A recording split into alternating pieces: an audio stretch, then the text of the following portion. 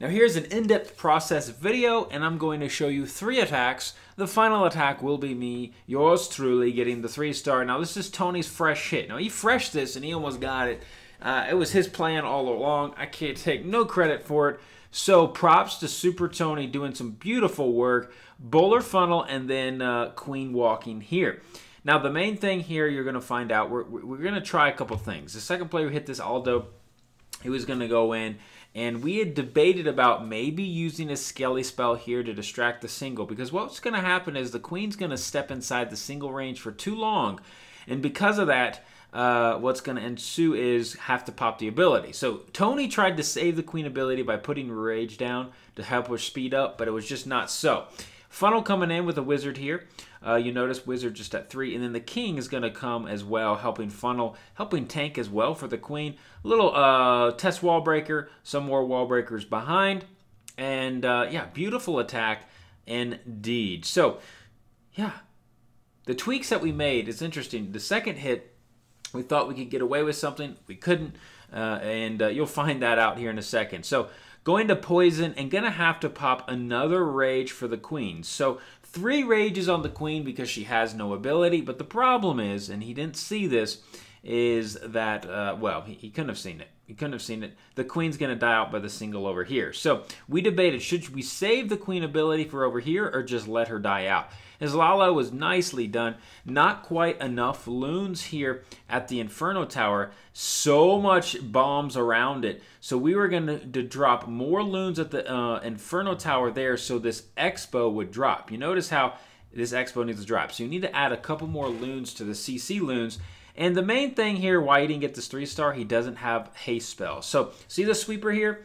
This sweeper, yeah, without a haste spell or rage spell, not going to work. Now, could he have 3-starred this if the sweeper wasn't here? I don't know. It still would have been close because this Expo didn't drop. This one Expo here on the corner could have destroyed him completely.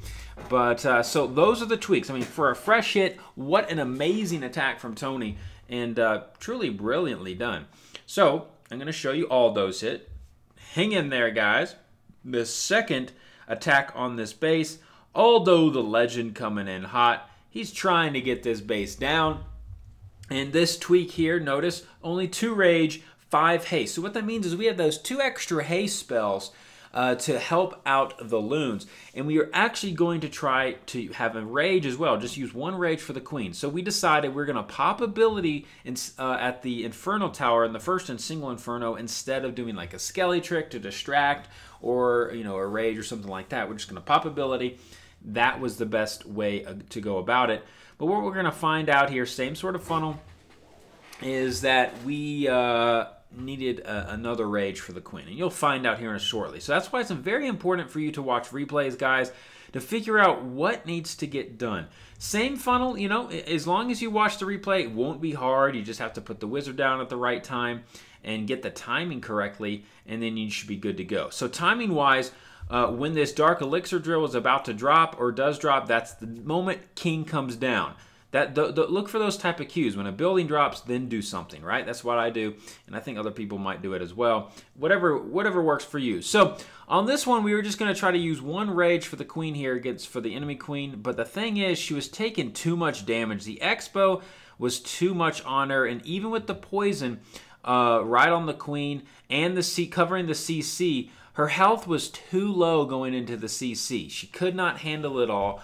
So what that told us on my hit was, well, what did it tell us? It means the queen needed 2 rage for that walk. She needed it. But look at his loon placement. He brought 3 loons with the single target Inferno. But another little tweak that we noticed, he only brought 4 loons this time. On Tony's hit, he brought 7 loons up here at 11 o'clock. And what happens is, it's just not quite enough firepower. I think he just didn't have quite enough there. This Expo barely going down, maybe a little bit late on some of his spells, but then again, he had to be a little bit patient on the spells. Overlapping rage and heal, probably not the best. Either rage up heal or heal rage a little bit. Let them soak in that sun a little if they're healing up. And coming down, I mean, it would have been close either way. Even if he got the spells perfectly, I don't know if it could have happened. I mean, the queen did not get these 3 buildings down, because if those 3 buildings go down, that's a 3-star. So I mean, a valiant attempt, truly a valiant attempt, and a great attack from Aldo, and just showing us one more thing, that you needed 2 rage for the queen. So sometimes, you know, those things happen. You can't predict it. It's like we even voiced this. We're like, yeah, 1 rage should work for the queen if you rage up. But the Expo and the Archer Tower, before Tony's hit, the reason why the queen was lower, if we go back and watch, the Expo locked onto the healers in Tony's first hit. That's why the queen's health was so high, and we was like, okay, 1 rage will be enough. But this time, on Aldo's hit, the Expo locked onto the queen. So you can't predict that. I mean, that's something, no one can predict that. I mean, that's just AI. So we could not account for that. We tried to get away with 1 rage. It was not enough. So this time, to guarantee it, we're going to do 2 rages for the queen. Same thing exactly here. As far as planning, I was like, when the Dark Elixir drill is about halfway down, I will pop her ability. You don't want to do it too soon, because obviously the single, it builds up. It takes a little time to build up. So I popped it at about halfway down. And there goes the ability, because if you do it too soon, look, the single locks back onto the queen. Anyways, she walks out of range.